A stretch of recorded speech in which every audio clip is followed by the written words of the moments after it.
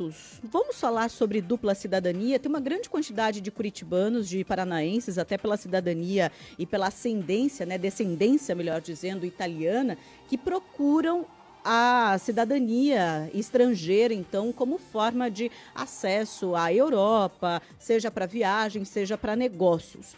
E em um contexto de aumento aí global na busca pela dupla cidadania, o processo de reconhecimento da cidadania italiana por descendência tornou-se essa alternativa estratégica, mas são desafios, já faz tempo que existem desafios para isso, tem a alta demanda e também novas regras que foram implementadas para este ano. Tem ainda alterações legislativas que seguem em discussão no parlamento italiano diante desse contexto. Por isso, nós convidamos o Fábio Eduardo Stella, que é advogado especialista em cidadania italiana, para tirar essas dúvidas para você também, ouvinte da CBN, ter informação de momento. Fábio, muito obrigada por nos atender, ter aceitado o nosso convite. Bom dia. Bom dia, Joyce. Obrigado a vocês pelo convite. Fábio, vamos explicar primeiro esse contexto. Lá atrás, a gente tinha muito a imagem de uma dificuldade já para conseguir a cidadania italiana pela procura, pelo tempo de espera, pela burocracia. E agora tem ainda uma alta global, um padrão que não acontece só aqui, de aumento da demanda. O que está acontecendo? Qual é o cenário? Então, Joyce, de alguns anos para cá, de 5, 6 anos para cá, teve um aumento muito grande, tá, pela procura do reconhecimento da cidadania italiana. Tá? Isso se deve muito a dois fatores. Um é que o processo ele se tornou algo mais claro, descomplicado.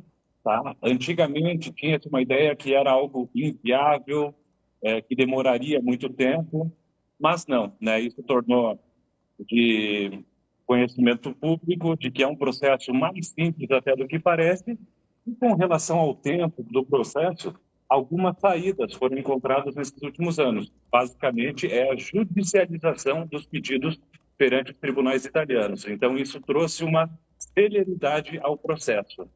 Tá? E outro fator bem importante não é de hoje, né, que nós, brasileiros, sul-americanos, temos aquela ideia, né, de poder fazer a vida no exterior, seja na América do Norte, seja na Europa, né, e com todos os fatores muito políticos aqui do nosso país, essa instabilidade política, ora de um lado, ora para o outro, as pessoas querem, né, ter esse direito reconhecido como uma porta aberta que eles terão, né, para o futuro, tanto para agora quanto para o futuro, para os filhos, enfim. Então, acho que esses dois fatores explicam essa altíssima demanda que vem crescendo aí nos últimos anos.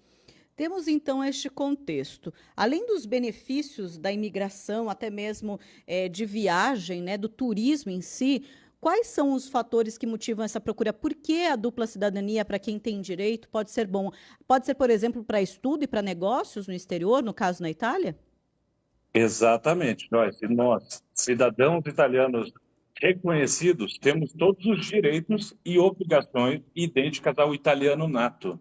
Tá? Então, a nossa condição como um italiano que tivemos agora o nosso reconhecimento da cidadania, nos garante todos os direitos de um cidadão italiano nato. Né? Então, tanto para viver, né, trabalhar legalmente na Itália, afinal de contas, somos cidadãos italianos, e em toda a União Europeia, né? E, né, no bloco ali de países, os italianos também têm acesso e permanência em qualquer um dos países. Então, podemos viver, estudar, né, como um cidadão europeu. Então, E quando a gente fala de Estados Unidos, América do Norte, tá, a gente tem algumas vantagens que é a não necessidade do visto, por exemplo. Tá, então, isso facilita, né, o acesso aí não só à Europa, mas também outros países aí mundo afora. O Fábio Eduardo Stella, que é advogado e especialista em cidadania italiana, é o nosso convidado hoje para tirar essas dúvidas. Nós temos aqui parte da população que ou tirou ou tem muito interesse em tirar a dupla cidadania pela questão da descendência. Temos uma grande comunidade de descendentes de italianos. E eu gostaria de explicar hoje, você falou que está mais desburocratizado. Basicamente, quem tem direito precisa, por exemplo, ter uma descendência mais próxima de avô, por exemplo, de pai, para conseguir hoje a cidadania. De regra geral, como é que funciona? Quem tem direito, Fábio? Ok, Joyce. Por enquanto, tá, não há limite de gerações. Tá? Então, ao contrário de muitas regras de alguns países, a Itália ela não impõe esse limite de gerações. Então, seja neto, bisneto, trineto e assim por diante, não há essa quebra, né, do direito. Então, sem dúvida, é uma das cidadanias mais simples de se obter, pois não impõe esse limite de gerações, tá?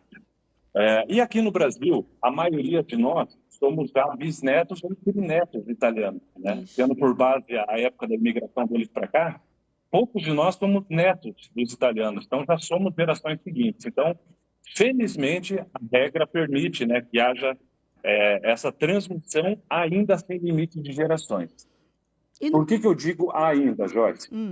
De algum tempo para cá, e bem intensificado do último ano para cá, há muitas propostas no parlamento italiano para alterações nessas regras, tá? E uma delas, caso aprovada, pode impactar diretamente nessa questão desse não limite de gerações, né? Então, sim. que seja transmitido eventualmente somente para netos ou bisnetos, ou que sejam incluídos demais pré-requisitos, tá? Ainda nada foi aprovado, nada mudou nesse sentido do direito ao reconhecimento da cidadania, mas é algo que, volta e meia, é discutido isso na justiça italiana, no parlamento italiano. Então, isso também explica um pouquinho esse fenômeno dessa busca pelo reconhecimento antes que, eventualmente, alguma mudança legislativa possa impactar nesses planos aí da pessoa e da família. Fábio, hoje qual é o tempo de espera médio? Qual é a preparação que até quem tem esse objetivo precisa ter de espera mesmo, de alinhar expectativa com a realidade, né? E é difícil conseguir essas documentações todas, o que, aliás, você orienta nesse sentido? Perfeito, Joyce. Então, com relação ali aos pré-requisitos, né? Então, não há esse limite de gerações, basta nós provarmos que somos descendentes de um italiano, de uma italiana neta, tá? Como que é feita essa prova? Através das certidões civis da família.